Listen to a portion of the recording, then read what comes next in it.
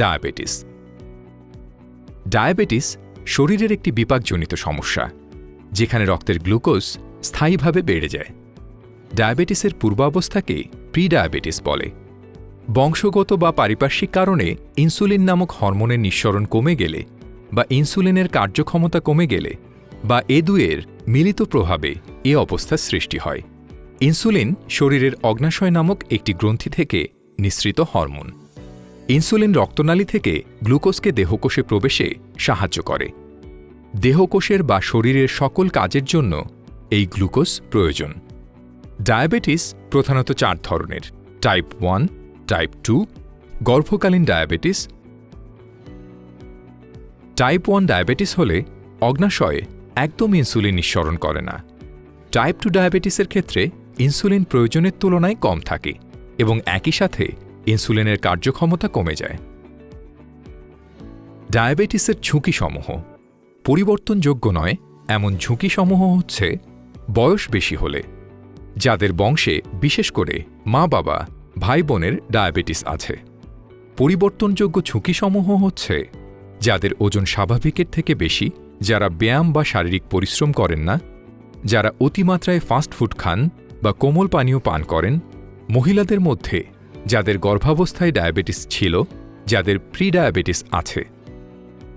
ডায়াবেটিসের উপসর্গসমূহ: ঘন ঘন প্রস্রাব হওয়া, ঘন ঘন পিপাসা পাওয়া, ঘন ঘন ক্ষুধা লাগা, ওজন কমে যাওয়া, শারীরিক দুর্বলতা।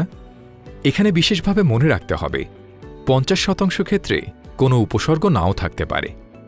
ডায়াবেটিস শনাক্তকরণ: রক্ত পরীক্ষার মাধ্যমে গ্লুকোজের মাত্রা ও ডায়াবেটিস ও প্রি-ডায়াবেটিস শনাক্ত করা হয়।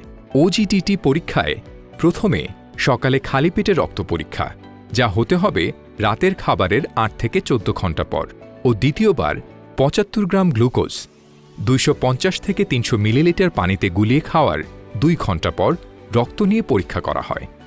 গ্লুকোজ খাওয়ার পরে পরীক্ষা কেন্দ্রে 2 ঘণ্টা পর্যন্ত অবশ্যই বসে থাকতে হবে। এ সময়ে কোনো ধরনের খাবার ও পানীয় গ্রহণ, শারীরিক পরিশ্রম ও ধূমপান থেকে বিরত থাকতে হবে।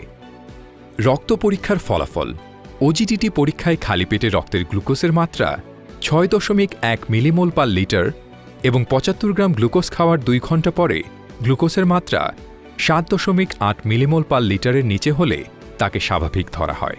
যদি গ্লুকোজের মাত্রা খালি পেটে 7 মিলিমোল পার লিটার বা এর বেশি, অথবা গ্লুকোজ খাওয়ার 2 ঘণ্টা পরে 11.1 মিলিমোল পার লিটার বা এর বেশি হয়, তখন তাকে ডায়াবেটিস বলা হয়। এছাড়া স্বাভাবিক মাত্রা এবং ডায়াবেটিসের মাঝামাঝি অবস্থাকে প্রি-ডায়াবেটিস বলা হয়। ডায়াবেটিসের দীর্ঘমেয়াদী জটিলতাসমূহ: স্ট্রোক বা পক্ষাঘাত, হৃদরোগ, অন্ধত্ব, কিডনি বিকল হওয়া, পা কেটে ফেলা। ডায়াবেটিস হলে চিকিৎসকের পরামর্শ অনুসারে ওষুধ সেবন করুন এবং নিয়মিত পরীক্ষা করুন।